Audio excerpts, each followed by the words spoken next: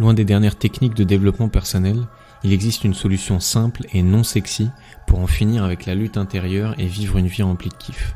Et cette solution, c'est jouer ta note. C'est-à-dire être qui tu as réellement envie d'être et faire ce que tu as réellement envie de faire de ta vie. Quand tu réapprends à jouer ta note, automatiquement tu détruis tout un tas de blocages et reconnectes un niveau de kiff, d'énergie et de pouvoir sur ta vie radicalement différent. Mais attention, jouer ta note est simple mais pas facile. Ça demande un vrai travail pour te libérer des mécanismes inconscients qui se sont empilés comme les couches d'un oignon et qui aujourd'hui t'empêchent d'incarner l'être unique que tu es. Dans ce podcast, je te partage certaines clés qui permettent à mes clients en coaching et qui te permettront peut-être de démarrer ta transformation. Je m'appelle Charles Ariel, bienvenue dans ce nouvel épisode de Joue ta putain de note. Salut à toi, nouveau numéro d'Arrête de sous-exister. Il est possible que tu entendes la pluie derrière moi parce que je suis dehors et qu'il pleut. Je fais ce numéro en réaction à certaines réponses que je reçois sur mon groupe Facebook. Quand on fait une demande pour accéder à mon groupe Facebook, Arrête de sous-exister et vis ta putain de vie, il y a 3 questions qui sont posées auxquelles il faut répondre pour pouvoir rentrer dans le groupe. Et une des questions c'est quel est l'obstacle numéro 1 qui te freine à devenir la meilleure version de toi-même. Je ne sais pas si c'est exactement les mots, mais en gros c'est l'idée.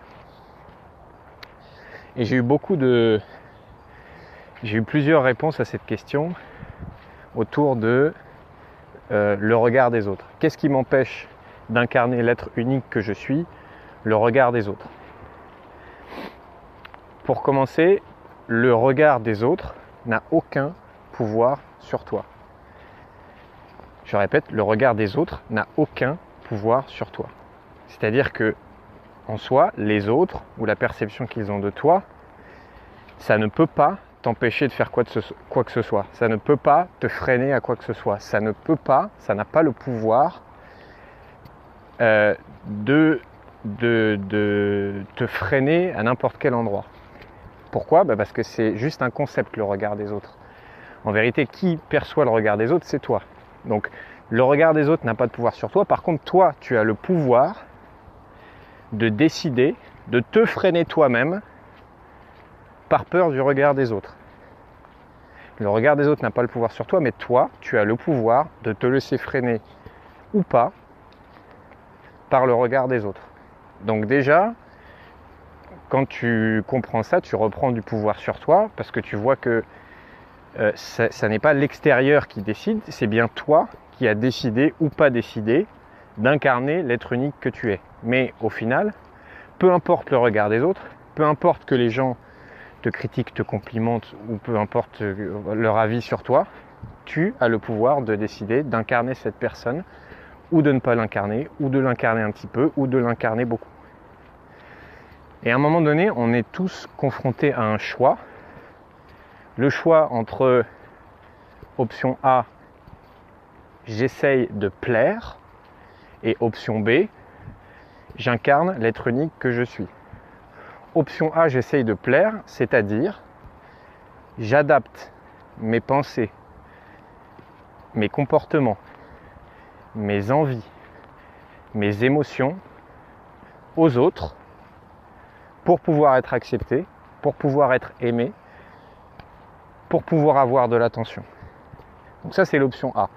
Mon but dans la vie, c'est de plaire aux autres. Plaire à mes parents, plaire à mon conjoint, plaire à ma famille, plaire à mes amis. C'est-à-dire que je prends l'être unique que je suis et comme avec de la pâte à modeler, je le modèle pour gagner de l'amour. En fait, c'est une transaction, c'est un échange. Moi, je te donne une version de moi-même modelée et toi, en échange, tu me donnes de l'amour. Moi, je fais en sorte de sculpter qui je suis pour que ça te plaise.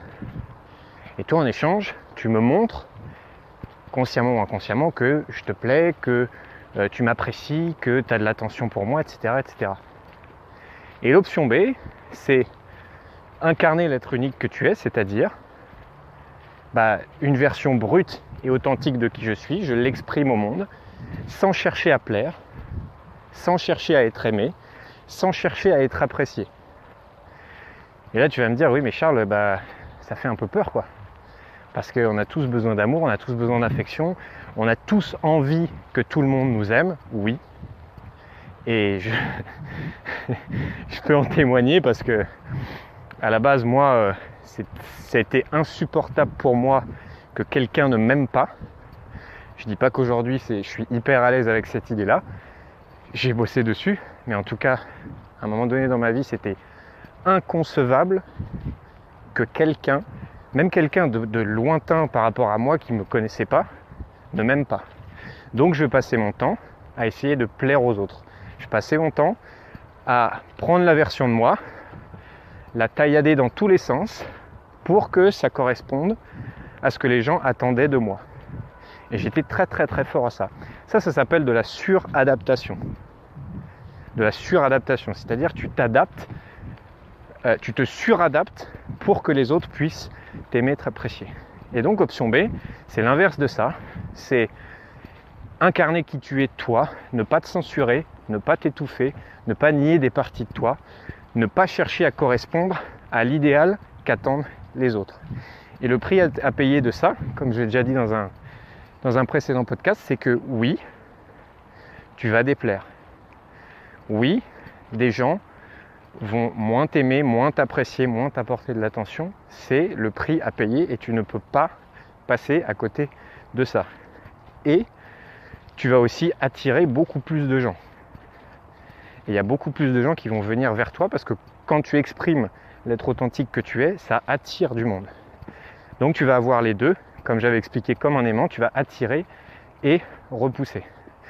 Et bien sûr que ça peut faire peur, surtout au début, parce que si tu as passé 10 ans de ta vie à te suradapter et que d'un coup tu veux incarner l'être unique que tu es, bah ça fait flipper. L'idée c'est, à partir de demain, qu'est-ce que ça donnerait si tu incarnais un peu plus l'être humain que tu es? Qu'est-ce que ça donnerait demain si tu assumais un peu plus tes envies, tes désirs, tes émotions et que le regard des autres avait un peu moins d'impact sur toi? Qu'est-ce que ça donnerait à partir de demain si tu reniais, tu étouffais un peu moins certaines parties de toi? Et bien si tu fais ça tous les jours, on se recroise dans 1 an, ou dans 2 ans, ou dans 5 ans, et tu ne seras plus la même personne. C'est-à-dire que tu seras beaucoup plus proche de l'être unique que tu es. Voilà, j'espère que ce podcast t'a inspiré. Moi j'ai pris beaucoup de plaisir à le faire, comme d'habitude. N'hésite pas à partager ce podcast sur les réseaux sociaux et sur Facebook notamment. Il doit y avoir un bouton là, donc avant de passer à autre chose, d'aller au travail ou d'appeler telle personne, prends 5 secondes pour cliquer si ça t'a inspiré.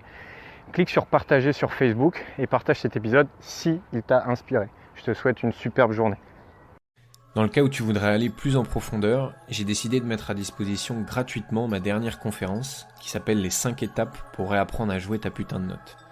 Tout simplement, c'est la conférence la plus complète que j'ai faite jusqu'ici et qui va te donner les 5 étapes concrètes par lesquelles passer si jamais tu veux te transformer en profondeur et vivre une vie remplie de kiff, et ça de manière durable. Donc tout simple, si tu veux obtenir la conférence, tu cliques sur le lien que tu vas trouver dans la description de cet épisode. D'ici là, je te souhaite de jouer ta putain de note.